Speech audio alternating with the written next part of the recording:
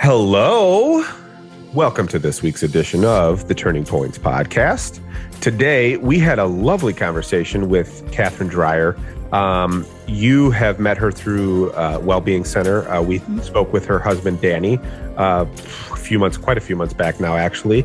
And she was a delight. I was actually curious to speak to Katherine because it's always fun to see what the dynamic is in the relationship. And, you know, they had a lot of their spiritual growth happened, you know, within their marriage. And we get into that with their living in community.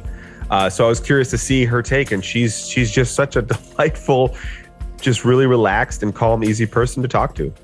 Yeah, Katherine is, over the last 30 years, she's combined her career in publishing information for health and wellness and fitness with her living study of the Eastern philosophies, meditation, and mindfulness practices. And that truly does describe her. She embodies, in fact, we talked about it in the podcast, the importance of being in the world and even being successful in the world, and then that balance of the spirituality, having that groundedness. So she brought a lot of wisdom, and we had some laughter, and it was awesome. So enjoy our conversation with Katherine Dreyer. Yes, please. Hello, Katherine. Welcome to our podcast. Thank you for having me. It's lovely to be here. So great to see you. I just love your vibe and very, very excited to hear more of your story for selfish reasons for myself and also share with our people. So we'll jump into our turning point question. So many seekers can recall that point in time, you know, when their childhood beliefs or conditioning no longer worked for them. So do you remember when you became a seeker? Oh, it was a day and night experience for me. I mean, day and night. So yes, I do remember. And, you know, as I look back on it over time, there was a lot that built up to it throughout my life. The actual time was when I was 27. And, but there were so many things before that were hints of it. So when I was 27, I was living in New York City.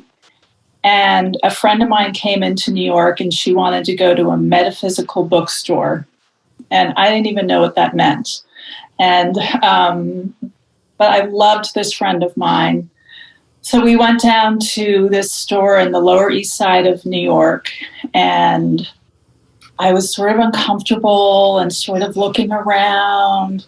And this young Indian man who became my astrologer came up to me very sweetly and said, "Is there anything that you're interested in?" And I sort of shyly said, "Well, I've always wanted to know more about meditation." And so he picked out a couple books for me, and I was interested in astrology and witchcraft and a few other things at the time. And Wiccan. And so I started studying those two books. And it was Ram Dass's Be Here Now. And then it was another book that I'm not even quite sure of, but I became very devoted to my practice. And I had some like really profound openings happen alone in my little apartment in New York City, my little studio apartment. Wow, just by reading the books. Yeah, I really practiced. My first experience was I took a day off of work and I spent the whole day devoted to basically mindfulness. Like I really got into just being with, like I devoted myself to the moment. I devoted myself to listening to some music. I devoted myself to being aware while I took a walk. I just devoted myself. And spent a day doing it. I tried meditating with a candle. Like I did all these things. And I went to bed that night and I felt like, oh, I don't feel any different. And then I woke up in the morning. I know it sounds so, today's world is so different, but this was 1987 and I wasn't exposed to anything. So I really had this beginner's mind. So I woke up in the morning, and it was when I was on the subway.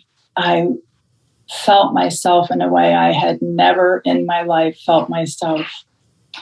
And it was profound. Like I just had an embodied experience of my own person, my own being.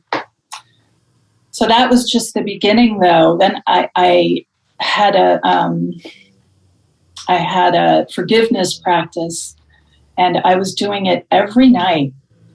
So every night before going to sleep, I was practicing forgiving anything that went on that day. And then I was going into deeper family stuff. And I felt this love coming through like I had never felt this love for all the people in my life coming through me. So it was feeling just really beautiful. You know, it was very nourishing. And after, I don't know, maybe a month of these different practices and this forgiveness practice, though, I was really into, I was meditating. And this was the big opening. I was meditating, you know, just sort of practicing again. And I was meditating, and I decided to practice the forgiveness practice again. And so I was going through it. And then I just had this inspiration to forgive myself.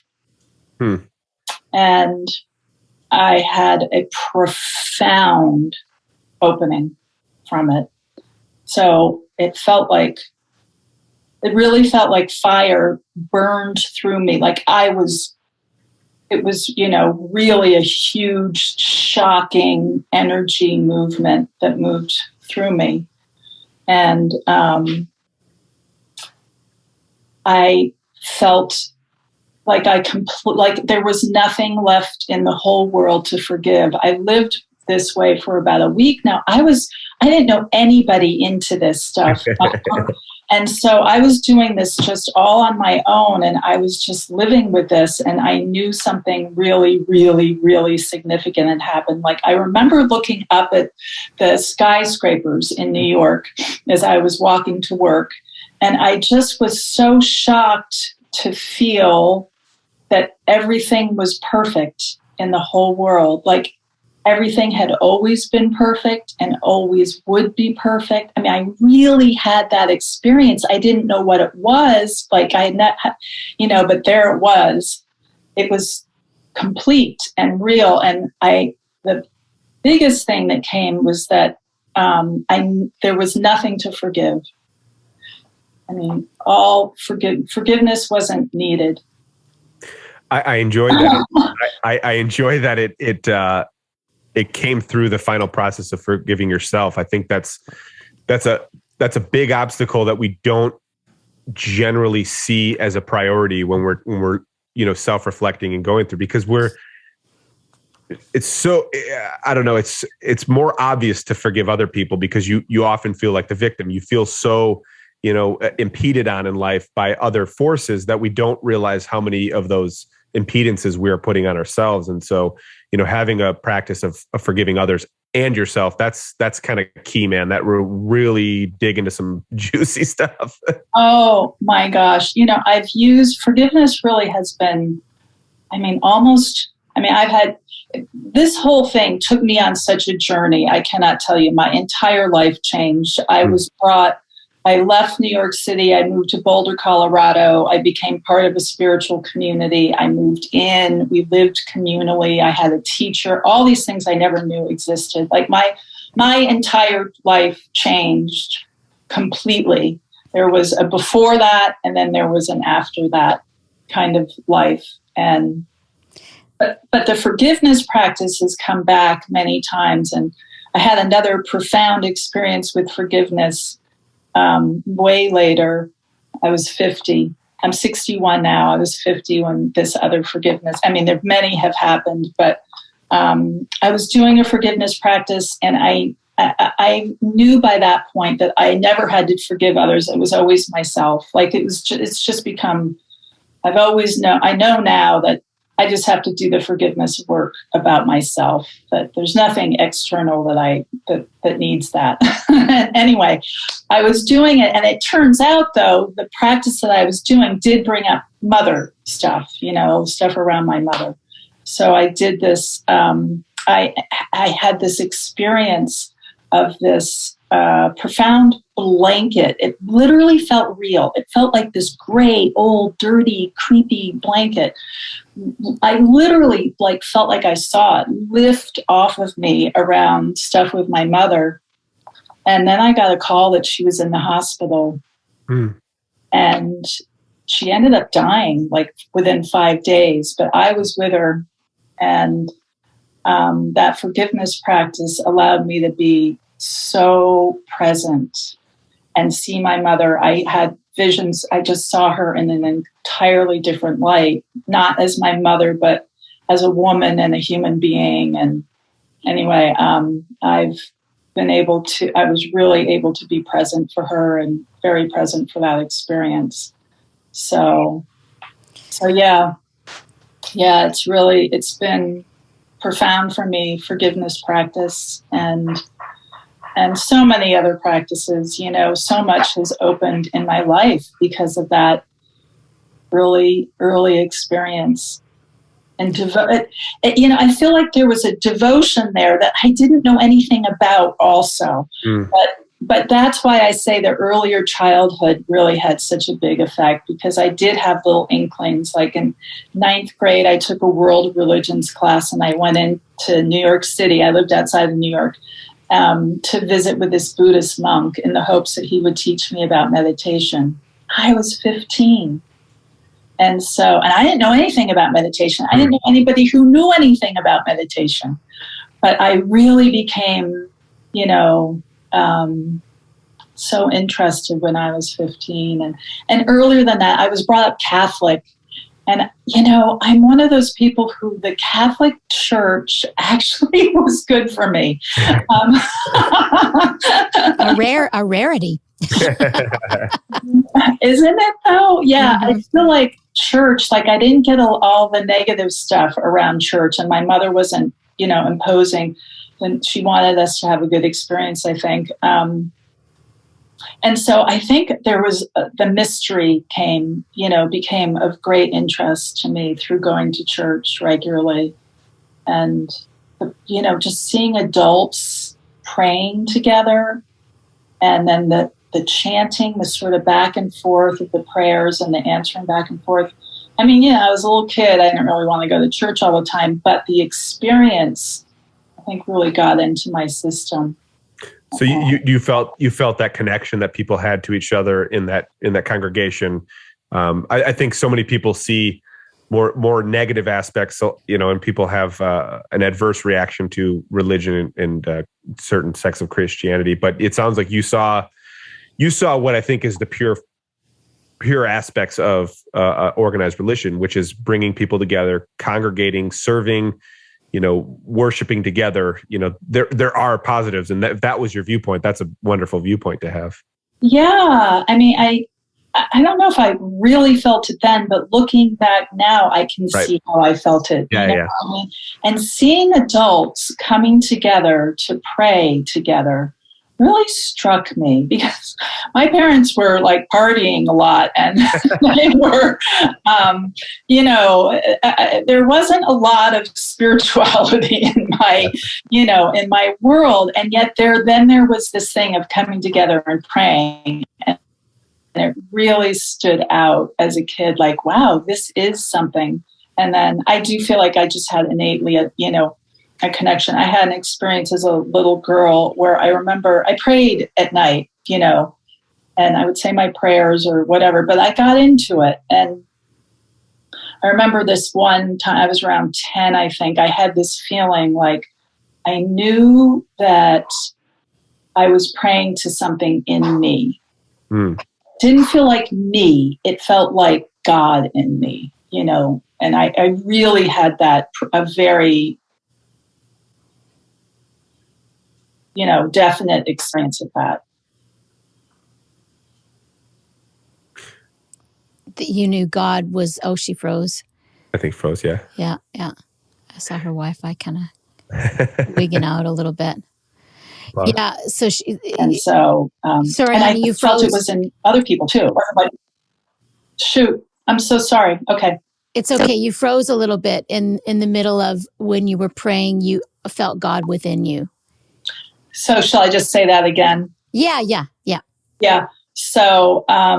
As I was praying as a little girl and during, this regular practice, really, I didn't know it was a practice, but I really had this experience that I was praying to God in me, not outside of me. And yet it was a part of me, but it wasn't, it was something special in me. Not like I was special, but that, I could feel the divine. And God didn't seem like something outside of yourself ever. Well, not from that moment forward. It was a moment, where it was a realization is what it was. I was 10, but it was nonetheless, it was like just a real, very strong, it was a very strong aha. Oh, now I know this was the feeling. Like it was something I then really knew and never really questioned again. That's a great relationship to develop at an early age. Is that recognition of that, almighty, that highest, the most high within yourself. That's I think that's something that gets conflated in the ego trip of, spiritual seeking, because it can be very difficult to disassociate yourself. And like you're saying, it's like, I wasn't praying to me, I was praying to the almighty within inside of myself, the thing that fills me up and the thing that permeates all the cells, all the physical parts and all the emotional parts, that which is within, but then also that which is outside of me as well. And it's that almighty thing that we connect with that is really hard to articulate in a lot of ways. But when you sense that gravity, it, and you might test it every once in a while. I tend to be a very unloyal servant at times, but as of late, it's been completely dedicated to that, that force, that energy, whatever that is. So that's a great thing to find at that age. Yeah, it was, I definitely tested it and doubted it. And it's not like it was then with me forevermore, every second. But there was a deep experience of that was the truth of the matter. And yeah, the Catholic Church, there was a lot of things, the whole the Father thing and all of that. It took me a lot of That took me unwinding. There was plenty to unwind from, like my spiritual practice is so completely different from that, from the Catholic Church and all of that. And yet the mystery, I really think it was about the mystery. It felt mysterious and it felt, and yet it felt part of all of us. And so I think there was goodness. There was some goodness in that. So I'd like to hear a little bit more about sort of what your life was like in your 20s, because and to share with your sort of corporate life, since there was such a big change. So would you mind sharing that? Yeah, no, not at all. So I came from, the town was Darien, Connecticut. I grew up in, and it was all, it was a bedroom community for executives to work in New York City. And, so I just moved in after college. I moved into New York City and I was in that world. I was in the corporate world. I worked for Time Inc. and HBO and marketing companies. And there was nothing showing me something else until I met this, my friend took me to the store and I met this man and he did my astrological chart, which really helped me a lot. He opened up some doors for me with that. But then when I had this opening, my whole life shifted so much. So I also will say my family, it was not an easy upbringing. So there was a lot of alcoholism and there was violence and there was, I don't know, it was, there was some messiness in my youth. And so I had a lot of personal issues too that I was working through. And So when this opening happened, oh gosh, just first of all, I began to get visions about moving out west. So I literally was having dreams and visions about wide open skies and more space. And I was just feeling a real need for spaciousness physically, but I also felt it the whole East Coast. I was shutting down to the mentality that I had been brought up with. And so I was opening up to something else. And anyway, I ended up with this very, very cool job in the natural health industry in Boulder, Colorado. And the whole story, I literally felt like I was just guided every single step of the way. So I ended up working for this company called New Hope Communications, and they were the communications company for the natural foods industry. And it was all hippies. It was 1989 when I finally moved, and it was just so incredible. I will say it was just, I walked into heaven. I mean, literally, I'd been at Time Inc., and then I moved to New Hope Communications, and we went to this event, and it was, you know, all these herbalists and naturopaths and homeopaths and organic farmers, and just like, and I, you know, my calling in life had always been to like do good. Like I didn't know how to, but I wanted to contribute. I wanted to be positive towards the world. And this felt like such an amazing venue for me. And so it was a huge shift from corporate New York City to Boulder, Colorado, and then this sort of burgeoning hippie business. I mean, this was before Whole Foods had become big. This was before, like, I had never been in a natural health store. Mm. And when I did go to one in New York City to see what it was like, it was one of these ones where they piled boxes on top of each other in stores. They were all dusty. And I mean, it was really, really funky. You know, it was really funky. And our role was to bring it into the future. That was what this company did. And I became president of the company in 2 years. And so I was doing that, like I was opening up with that while I was opening up into this whole new spiritual life. It really was a spiritual, like my first day in Boulder, I met somebody who was involved with a spiritual community and that I got very involved with. And so that took me, you know, both of those things were opening up for me. And I met my husband through the spiritual community. And, you know, so it was just profound, the openings that I got to experience in the years after that original opening in New York City. Like my whole life was completely different, and all the people I met and were into these same things. And I had never met anybody before. So to go from just nobody to so many people in my life that were just, you know, on the same path. And as a matter of fact, I just went on a trip back to Colorado and New Mexico, and I hung out with some of these people that I met back then. And it felt just the same. I mean, we're still all devoted to our spiritual inner world, to, you know, the health of the planet, to the health of humans. And so, you know, I found my life. I found who I am and my life and my forward path. Completely divorced. I mean, my family, you know, who I adore, but I'm definitely sort of went on a different path than a lot of them. And they're loving and accepting and very cool about everything I've done, very supportive.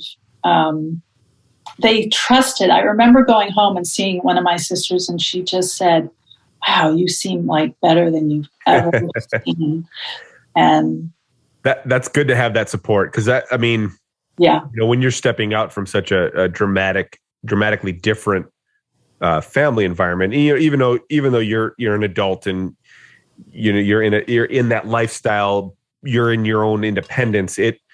it's still that those family ties are so strong, especially when you start getting into that, more of a self-reflection, and especially doing a forgiveness practice where, it sounds like you somewhat heroically went into the backlogs of experiences through your childhood and through all that.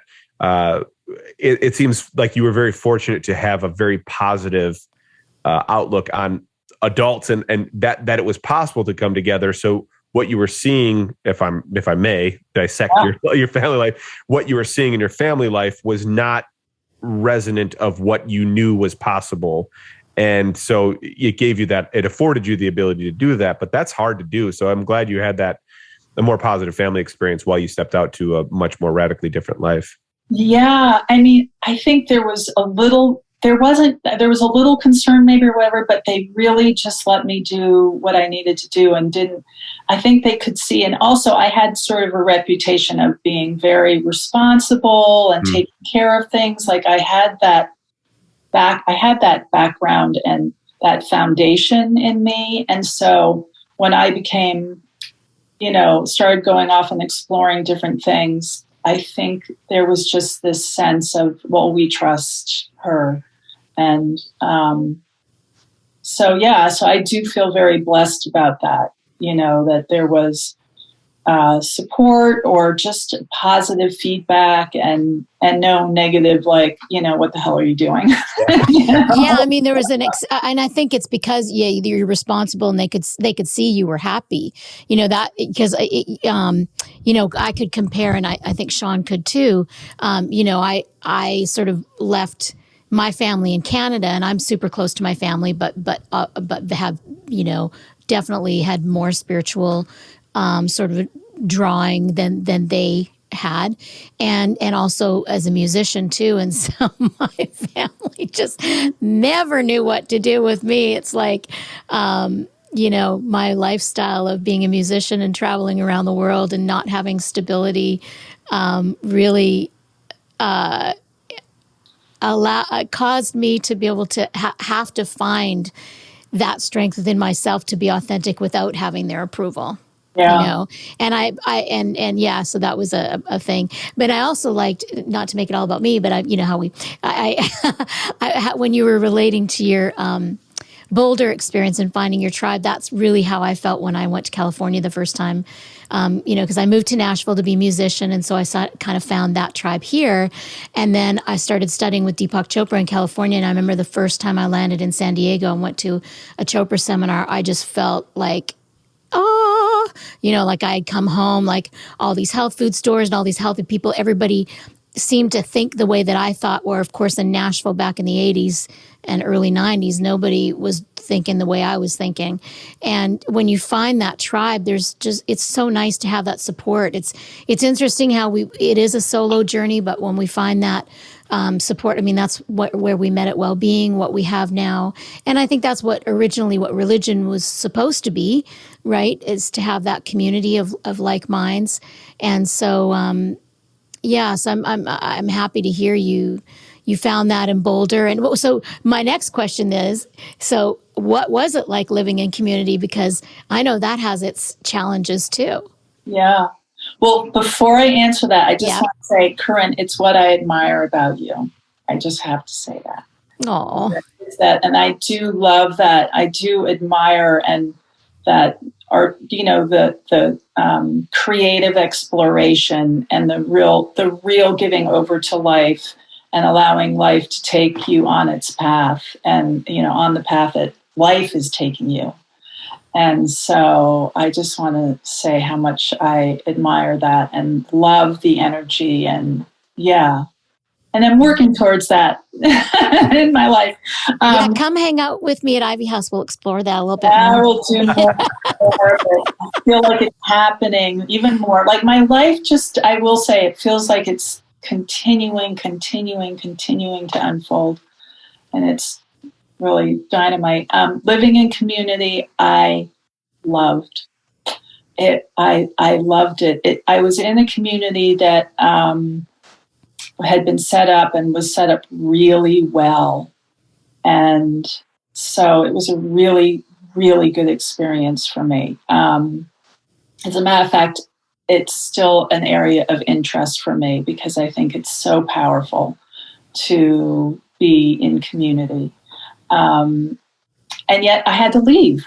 So I had to leave because it just felt like it was time. And but it wasn't for many years. You were there for how many years? Well, I was on the outskirts of the community until about 94. And then I moved in and lived in community for about 3 years, 94, 95, 96. And I left in 97. Okay. So I had 3 years living really deeply in community. And then it was time to go. And for a variety of reasons, my husband and I really just wanted to go, and we wanted to become husband and wife. First of all, we wanted to have a kid, and we just wanted to go off and have a life and on our own. And so it was time for us to go.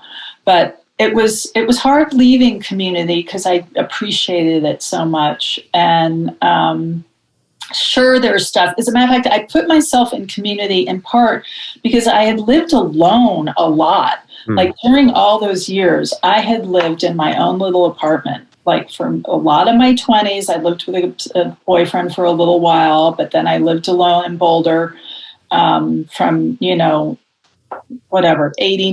to 94. So that was another 5 years of being alone. So it was a lot of alone living. And I really felt like I wanted to reveal, I felt like I was hiding away a little bit in life and protecting myself a lot, maybe too much. And so I wanted to begin to explore revealing myself more to people and being, just putting myself in that environment. And it was really good for me, like, really good to be exposed some and to, but I was in a house with people who were very devoted to their practice, and we had a lot of things set up. And so we were really doing a lot of good practice and just silent mornings, just certain things that really bonded us and yet gave us the space that we needed to do our own growth and also the support we needed. So I felt very supported and very enriched. I remember coming home. Meanwhile, I was traveling all over the world. I was president of a company. I was traveling to Russia and Europe and all over the United States doing business, running this business. And I would go on business trips and I would begin thinking, what the hell am I doing? Like, why am I living in this spiritual community? Like, I would doubt the whole thing. And because I was out in the world a lot, doing business, even though it was with the natural health industry, nonetheless, the community I was in was pretty intense. And I would get back and immediately I would go, oh, this is why I'm here. I'm here because I'm getting quiet. I would get grounded. The practices were very embodied practices. It wasn't a transcendent community. It was a very embodied community.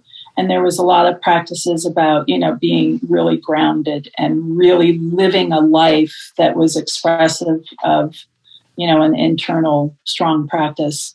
And so coming from going out in the world and doing all this stuff and then coming back and getting really quiet and really grounded was beautiful. Maharishi used to say the fun part is going back and forth. It's not about living in a cave, and it's not about it's about the fun part is to be able to go back and forth because each one enriches each other, right? We can participate more in life when we have a grounded spiritual, when we're in touch with that which never changes, and we can enjoy life and vice versa. So I always loved that sort of visual of what he used to say. I've never heard that, but I love it. Yeah. It sounds like that's what you were doing. And it's interesting how when you were immersed and traveling too much and in your head, you would doubt it. But then as soon as you went back into your body and your heart, then you would know this is home. And that's what the mind does. It doubts. It's fickle. The mind is so fickle. It's like it's when it's in a good mood, it can be really positive, and when it's in a bad mood, it can take you down. I remember going into some hotel room, and it was not great. It was like dark and dingy, and it was a bad room, and and it was, whatever. And I was trying to meditate, and I had this thought. I thought, there's no way God is in this hotel room. I was like, this place is devoid of God energy. But I, of course, wasn't right. And I knew it, but it's just sort of the way it felt. So, yes. So there was, I love that, though. I haven't heard that. And what it reminds me of is I fell in love with mythology when I was like in 7th grade. I was a pretty good student, I loved school. I loved learning. And so I got to do all these really cool classes because, I covered all the basics really early on. And anyway, I fell in love with mythology. And one of the things I fell in love with was their moderation, their balance, this whole philosophy of really living a very balanced life. And that really hit me as a young person. So anyway, so it's sort of the same thing, like living life, really getting to live life fully, and yet really having that spiritual practice. I'm going to remember that forever, Corinne. That's so great. Yeah. There's some things that stick from the TM days that are good, stable. There's a saying that that Maharishi that I use all the time: see the job, do the job, stay out of misery. And I just love that because it's like, just do what needs to be done. Don't argue with the universe about it. Just do what needs to be done. There's the laundry. After enlightenment, you still have to do the laundry. It's like but that's where people get into trouble, I think. And that's what's so beautiful about your life is this, unfolding of this, spiritual depth that seemed to start very, very young and grow stronger. And so you were able to participate in life and sort of feel the pulls of gravity, seeing the vision of, Boulder and being open. And that's, what I see with the young people these days is that we've talked about it because you have a daughter that's, they're very intuitive and their capacity is amazing, but they're so caught up. And I don't know if your daughter's like this, but the fear of missing out, the FOMO that they talk about is there's so many choices. They feel a little bit lost sometimes. And if they just grounded in the present moment and listen to, the moment and what's here now, then they would know that they're always where they're supposed to be. And there's no, but they just seem to debate and live up here so much. And it's, obviously part of their process. We all had to go through it ourselves. So. Yeah. And yet there's so many more polls today. I mean, yes. Whoa. I will say my daughter, I've trusted her choices since she was tiny.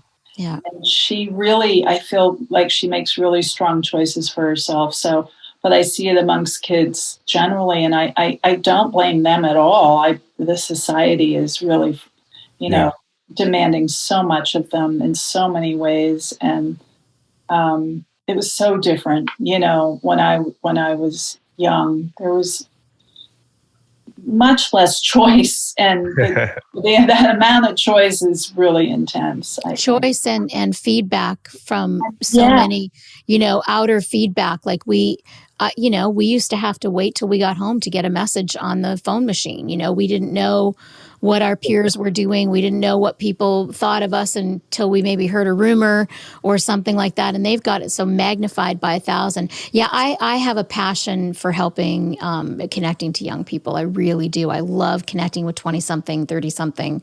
I mean, that's how Sean and I met. He Sean's just, 34, honey?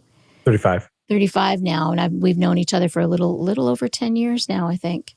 Sure.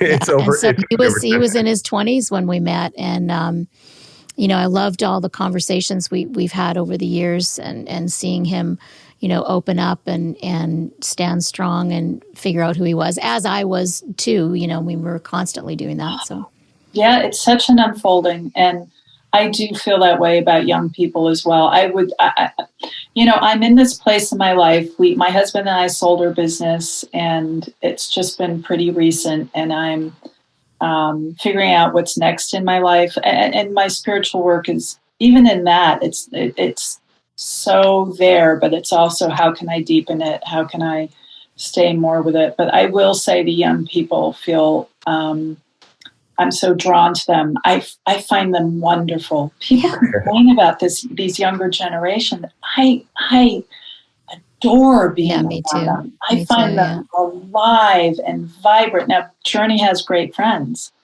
I mean, so I'm exposed to a pretty awesome group of young people. Yeah. So it's an interesting thing. I mean, we see what we focus on, right? So if you're focusing on, some of the unknown or the uncomfortables about the younger generation, then you're going to see that. But that's kind of the age old thing that we have in society. The older generations look down and I would never do that. They're all misplaced, and it's. I think that if you can see, like you're talking about, we're all talking about, is if you can see the difference in obstacles that the younger generations have to work with, you can at least empathize with why they might be making some of the decisions and why we might be caught up in some of the things we are.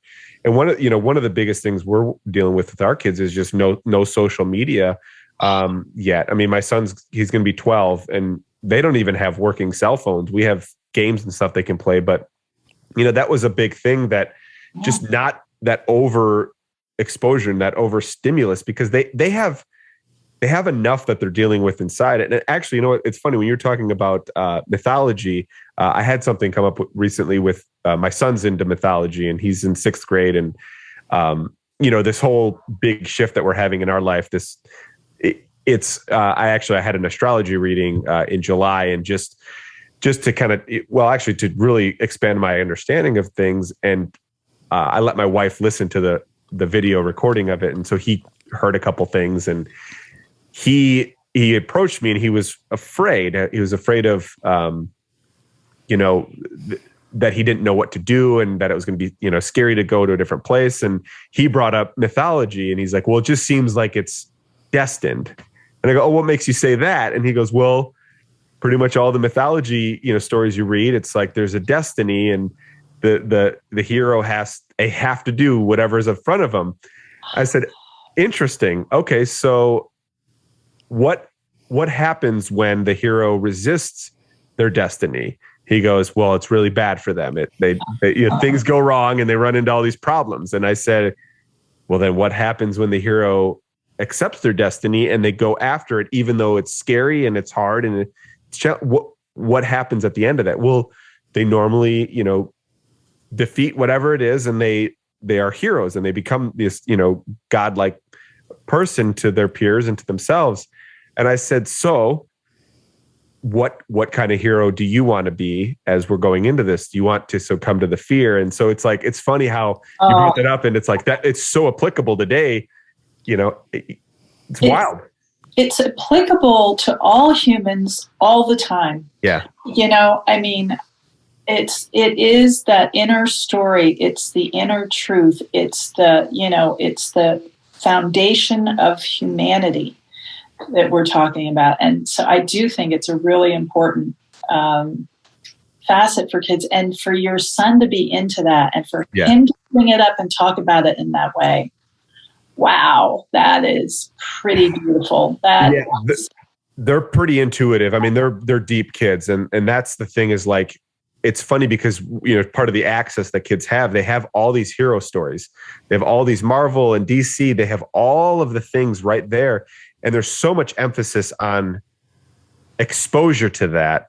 There's so much, well, I got to see the next movie. I got to see the next, I got to play the next game, blah, blah, blah. But nobody's dissecting the journey part of it, right? The lesson. And same thing with, we were talking about Catholicism. It's like, if you're not pulling out the juice, the heart of it, what's the passionate aspects of these things, you're just going to be on to the next story, but you're not taking in the wisdom and the knowledge that you gain from applying those stories, those parables, to your own life. Yeah.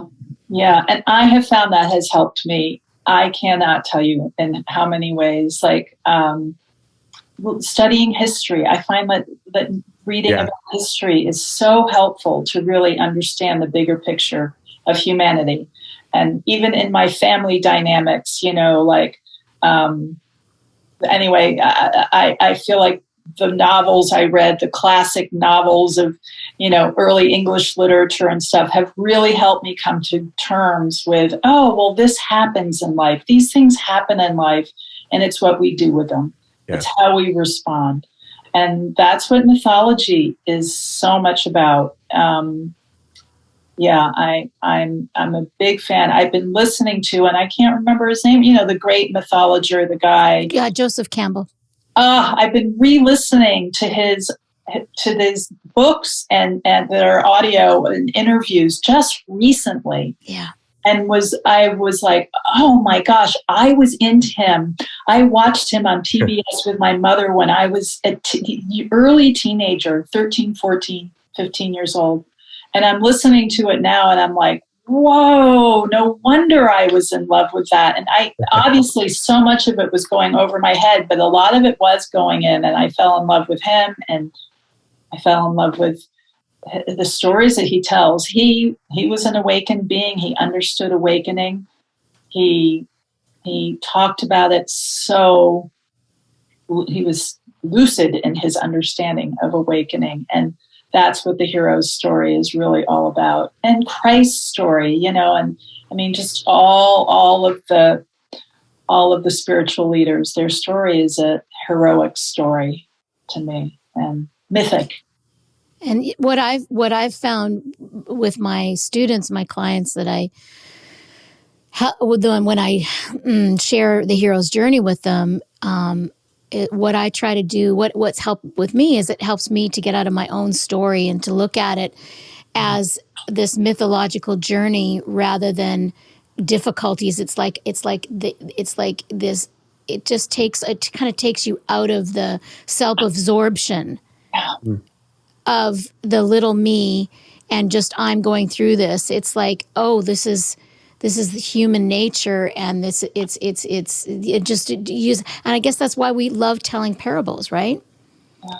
We learn from the stories, the parables. I love, stories that I've heard from my teachers and relaying those to people, because it's like we feel them so much more. And it uses, I know the brain wise, it uses both sides of our brain too when we activate the creativity and the linear, more linear thinking too. Yeah. To embody it. Were you going to say something? I was. Now I've forgotten what. But I do find, I know what it was. Yeah. You were talking about it bringing us outside, right? And so, I mean, just a little bit, like, it's not taking us out of our lives, but it's just giving us this perspective. Yes. And I find that the practice really of being pure awareness, of really just practicing feeling, becoming aware of yourself as awareness, does the same thing. Right. So even though there's a merging from awareness into my life and whole being, there's something when I pull back just a little bit, it feels like the same thing. Like I'm seeing the story and I'm not as gripped by it. Yes. And I can feel whenever I move into that space, my whole body does this change. It just relaxes into being pulled out of the grip and into just awareness. And that's Space. what mythology does. Space and awareness. Yeah. It gives you that perspective, and history does that. History really helps me. We've been through, the planet and humans have been through horrific things. And so to recognize that now and then and say, oh, okay, we're going through what humans have been going through for millennia.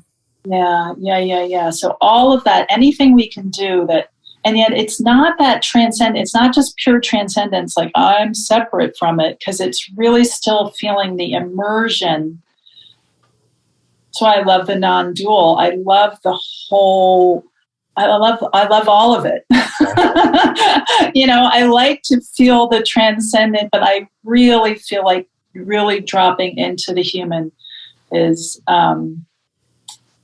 so rich. Another practice that I have had is this practice called focusing.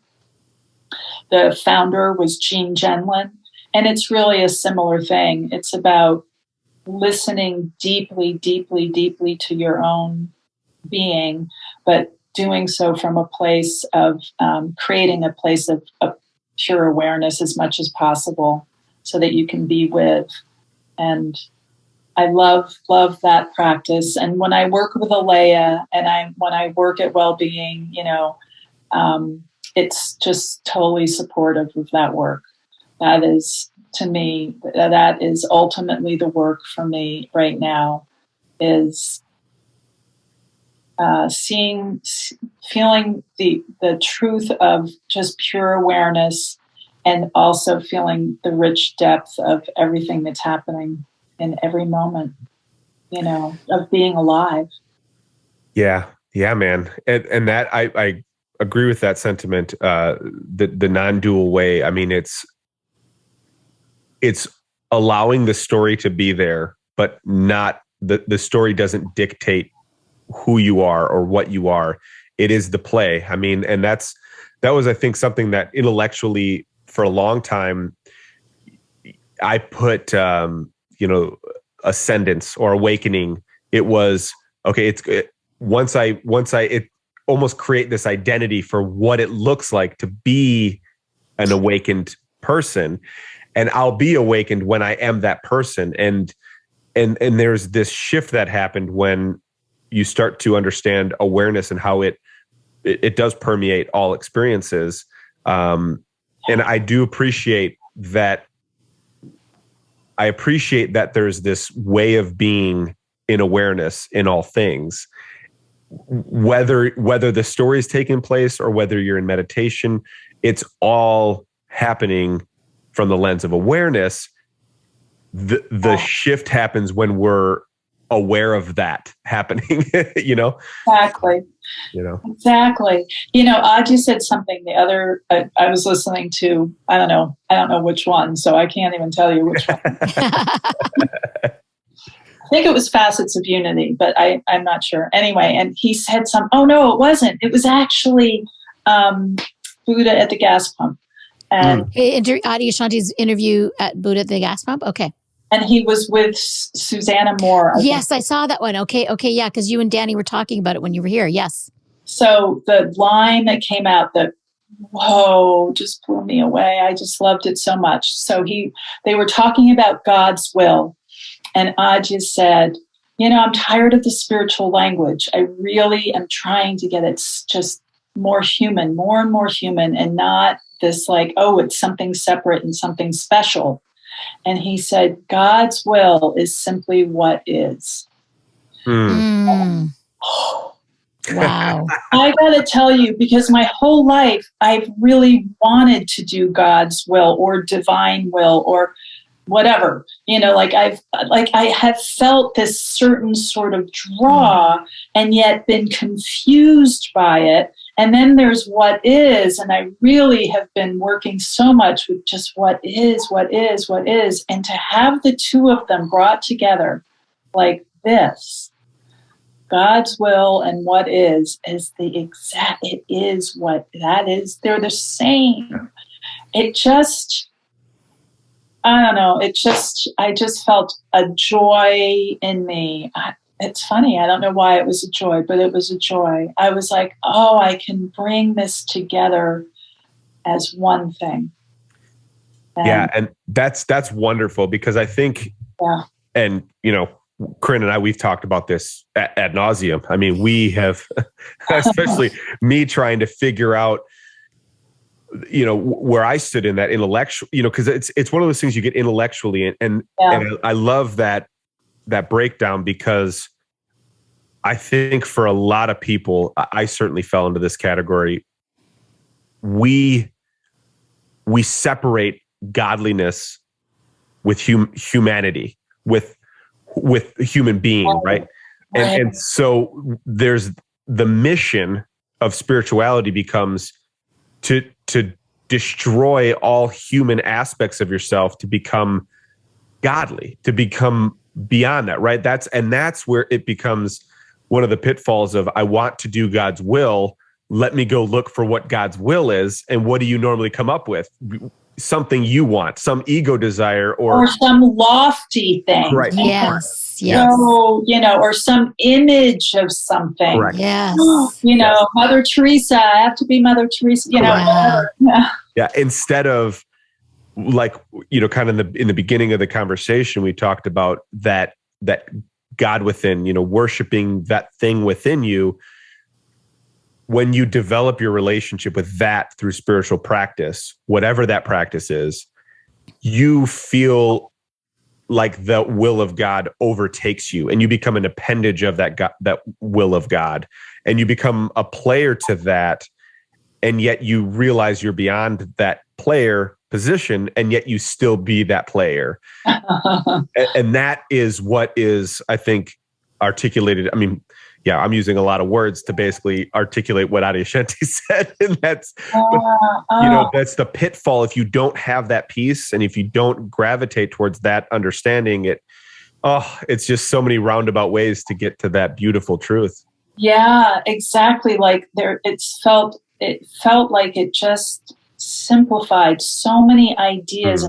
It took the headiness out of it. Yeah. And said, I can do God's will, and I can just be with what is, and I am doing all of it at once. And I don't know, it just brought me a lot of peace. And I love that. Thank you for sharing that. I can feel Alea in that too. Because she's constantly bringing things closer and closer and closer. And yeah.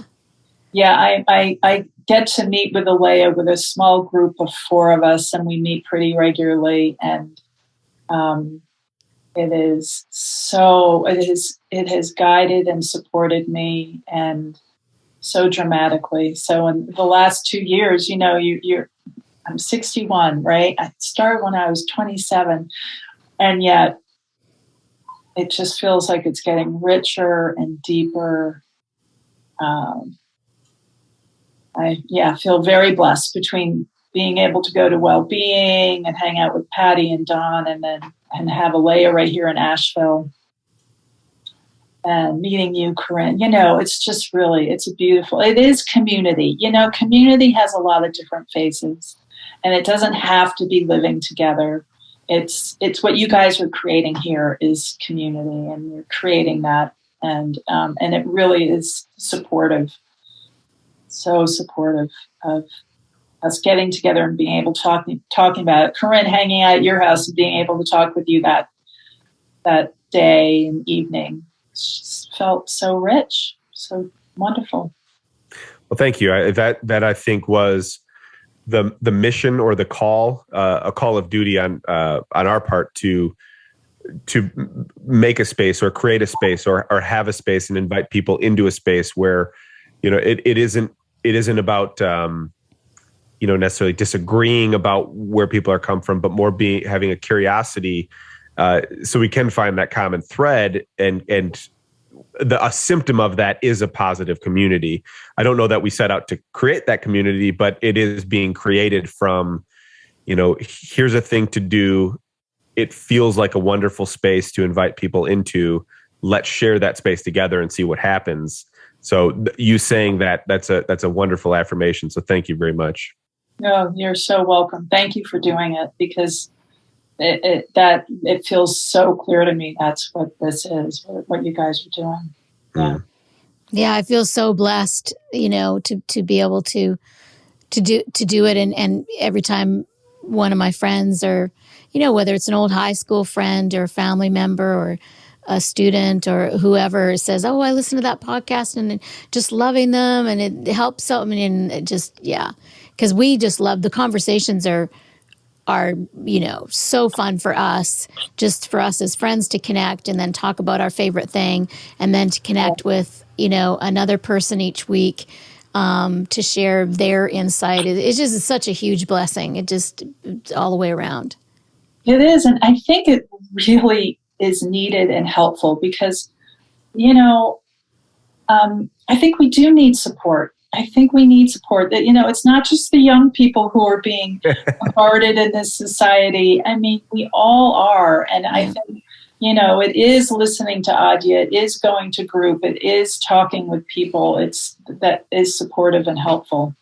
There's no question in my mind. I couldn't do it alone, nor would I want to. Yeah, and that's a great point. I'm glad you mentioned all these things because I tell my weekly or biweekly some of my coaching clients that it's like if we talk once a week or once every 2 weeks that for an hour or whatever it is, and I give you homework or whatever, that's one thing. But you have to understand when I give you a book to read that has helped me or that I, have an insight for, whether it's The Power of Now or The Untethered Soul or whatever I'm feeling for the person, it's like for me, like The Power of Now, I didn't just read once. I listened to it 25 times driving back and forth between San Diego and LA when I was living there, and I'd drive back, have the 2-hour drive. And I listened to it when I was living in India. I listened to Oprah talk, to Eckhart before there was even Zoom and podcasts. And it's all of the stuff. It's like, yes, finding the community, it's the books, it's the podcasts, because we need that support in whatever way we can find it, because we are bombarded in other things. It's like, positive in, positive out, it's like the more, what we focus on grows. And that's the thing, is those of us that have that thirst and that want to embody that life, that's what it takes. I mean, I have people that complain. They're like, well, do I have to read another book or listen to another or meditate again today? I'm like, you do. You don't have to. Don't do it for me. I really don't care if you do or not, but I'm telling you what's helped me. And so I'm glad that you mentioned all the things that you do, because it's that tending that garden. It is. Tending that garden. And I like community gardens too. so yeah, I love the tending the garden because we do it together. We can learn from each other, and so it's really, really needed. Very much, very needed. The community and just the conversations. To being able to have these conversations is like my favorite thing. Yeah. Yeah, as we found out when you guys stayed here last month, it was like, and Sean, whenever Sean comes to Ivy House, it's the same thing. It's like, and well-being is the same. Like when we start talking, it's like, it's hard to say goodbye. It's like, it's hard to, Sean and I have been up till 3 a.m. many times. It's like, oh crap! We gotta get up at some point tomorrow and just talking. So, and I know you and I were the same way. You guys had to leave, and we were still chattering at 12:30 or something. So, I know. Yeah. It was hard to pull away from your Ivy House there. Yeah, it's great. Well, you'll have to come back again, Katherine, because I've loved this conversation and the wisdom that you've shared and your journey. Some pieces of your journey is wonderful to hear. Thank you. Thank you so much, you guys. This has been really, really just delightful and again, valuable and beautiful what you're doing. So Thank you so much. I'm so happy to be part of it in any way.